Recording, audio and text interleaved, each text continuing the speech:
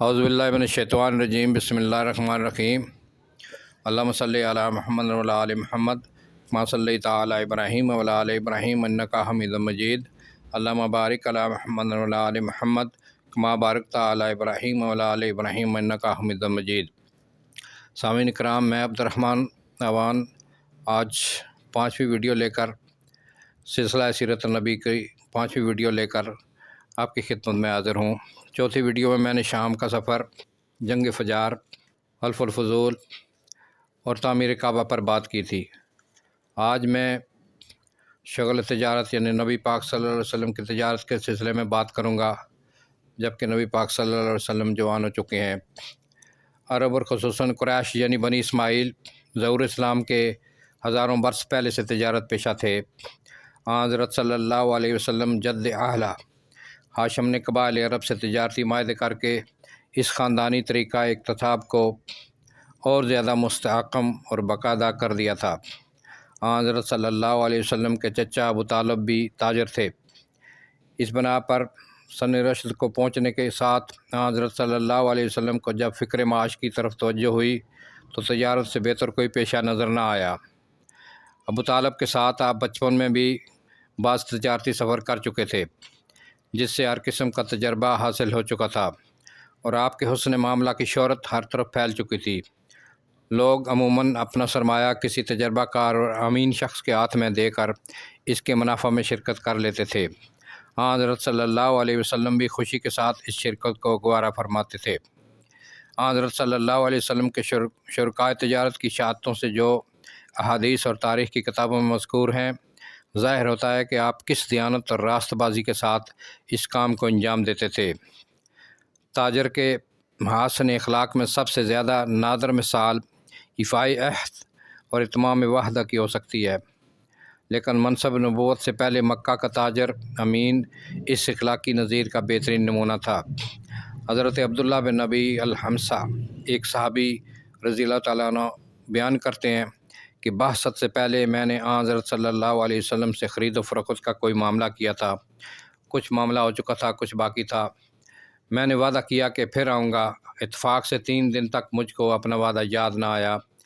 تیسرے دن جب وعدہ گاہ پر پہنچا تو حضرت صلی اللہ علیہ وسلم کو اسی جگہ منتظر پایا، لیکن اس خلاف وعدہ سے آپ صلی اللہ علیہ وسلم کی پیشانی پر بل تک نہ آیا۔ صرف اس قدر فرمایا کہ تم نے مجھے زحمت دی، میں اسی مقام پر 3 دن سے موجود ہوں۔ کاروبار تجارت میں ہمیشہ آپ اپنا معاملہ صاف رکھتے تھے۔ نبوت سے پہلے بھی جن لوگوں سے تجارت میں آپ کا سابقہ تھا وہ بھی اس کی شہادت دیتے تھے۔ صاحب نامی رضی اللہ تعالیٰ عنہ ایک صحابی جب مسلمان ہو کر خدمت اقدس میں حاضر ہوئے تو لوگوں نے ان کی تعریف کی۔ آپ صلی اللہ علیہ وسلم نے فرمایا، میں تم سے زیادہ ان کو جانتا ہوں۔ صاحب نے کہا، آپ پر میرے ماں باپ قربان، آپ میرے شریک تجارت تھے، لیکن ہمیشہ معاملہ صاف رکھا۔ فَكُنْتُ لَا تَدَارِي وَلَا تُمَارِي۔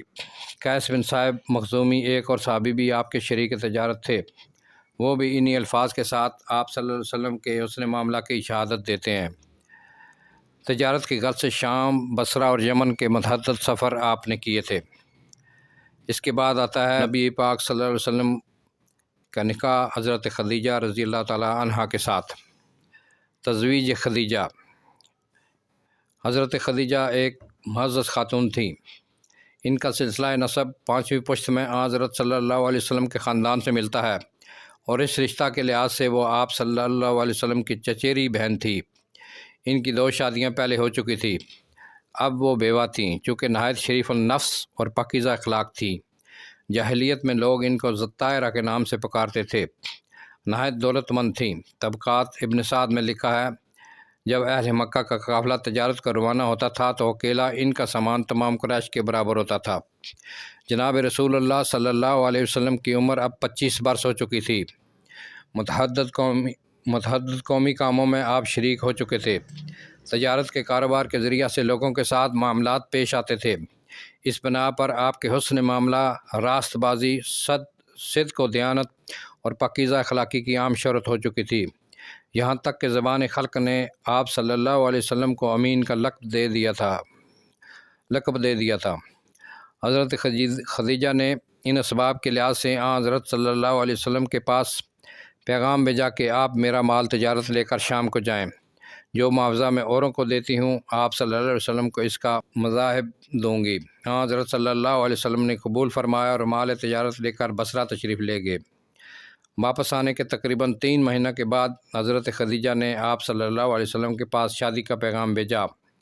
ان کے والد کا انتقال ہو چکا تھا، لیکن ان کے چچا عمر بن اسد زندہ تھے۔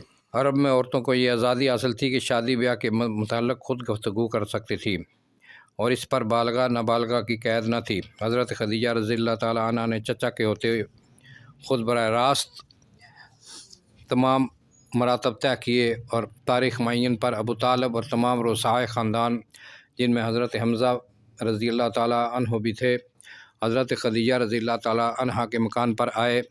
ابو طالب نے خطبہ نکاح پڑھا 500 طلائی درہم مہر قرار پایا۔ بعض روایتوں میں ہے کہ حضرت خدیجہ رضی اللہ تعالیٰ عنہ کے والد زندہ تھے اور ان کی موجودگی میں نکاح ہوا، لیکن یہ روایت صحیح نہیں۔ امام سیلی نے بتصریح اور بدلیل ثابت کیا ہے کہ حضرت خدیجہ کے والد جنگ فجار سے قبل انتقال کر چکے تھے۔ حضرت خدیجہ جس مکان میں رہتی تھی وہ آج بھی حسب بیان مورخ طبری انہی کے نام سے مشہور ہے۔ امیر معاویہ نے اس مکان کو خرید کر مسجد بنا دیا۔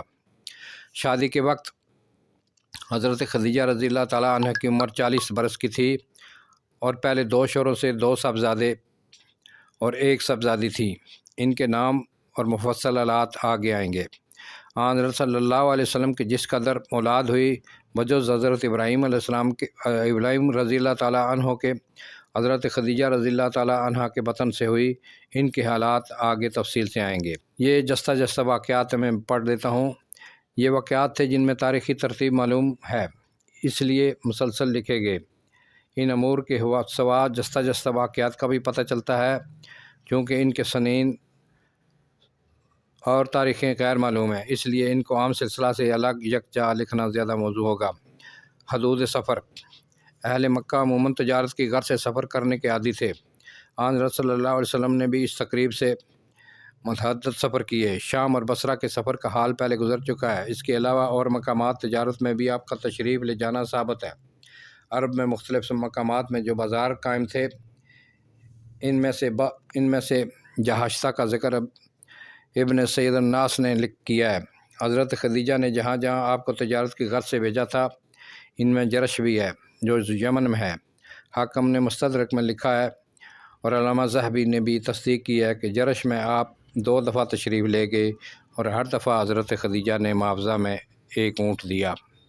نبوت کے جس سال آپ صلی اللہ علیہ وسلم کی خدمت میں عرب کے تمام دور دراز مقامات سے وفود آئے، ان میں جب بحرین سے عبد القیس کا وفد آیا تو آپ صلی اللہ علیہ وسلم نے بحرین کے ایک مقام کا نام لے کر وہاں کا حال پوچھا۔ لوگوں نے تعجب سے پوچھا کہ آپ صلی اللہ علیہ وسلم نے ہمارے ملک کا حال ہم سے زیادہ جانتے ہیں۔ آپ نے فرمایا میں نے تمہارے ملک کی خوب سیر کی ہے۔ مراسم شرک سے اجتناب۔ یہ قطعاً ثابت ہے کہ آپ صلی اللہ علیہ وسلم بچپن اور شباب میں بھی جبکہ منصب پیغمبری سے ممتاز نہیں ہوئے تھے، مراسم شرک سے ہمیشہ مجتنب رہے۔ ایک دفعہ قریش نے آپ صلی اللہ علیہ وسلم کے سامنے کھانا لا کر رکھا۔ یہ کھانا بتوں کے چڑھاوے کا تھا۔ جانور جو ذبح کیا گیا تھا کسی بت کے نام پر ذبح کیا گیا تھا۔ آپ صلی اللہ علیہ وسلم نے کھانے سے انکار کیا۔ نصارہ نے دعویٰ کیا ہے کہ آپ صلی اللہ علیہ وسلم کے اعتقادات میں جو تغیر ہوا ہے وہ عہد نبوت سے ہوا ہے، ورنہ اس سے پہلے آپ کا طرز عمل وہی تھا جو آپ صلی اللہ علیہ وسلم کے خاندان اور اہل شہر کا تھا۔ چنانچہ آپ نے اپنے پہلے صاحبزادے کا نام عبدالعزیٰ رکھا تھا، اور یہ روایت خود امام بخاری کی تاریخ صغیر میں موجود ہے، لیکن یہ روایت اگر صحیح بھی ہو تو اس سے حضرت صلی اللہ علیہ وسلم کی نسبت کیوں کر استدلال ہو سکتا ہے۔ حضرت خدیجہ اسلام سے پہلے بت پرست تھیں، انہوں نے یہ نام رکھا ہوگا۔ حضرت صلی اللہ علیہ وسلم ابھی تک منصب ارشاد پر مامور نہیں ہوئے تھے، اس لیے آپ صلی اللہ علیہ وسلم نے تعارض نہ فرمایا ہوگا۔ سامعین کرام، میں آج کی ویڈیو یہیں پر ختم کرتا ہوں، اور آپ سے میری درخواست ہے کہ اس ویڈیو کو بھی آپ سبسکرائب کر لیں تاکہ آنے والی تمام ویڈیو آپ کو ملتی رہے اور آپ اس سے مستفید ہوتے رہیں۔ اللہ حافظ۔ السلام علیکم ورحمۃ اللہ وبرکاتہ۔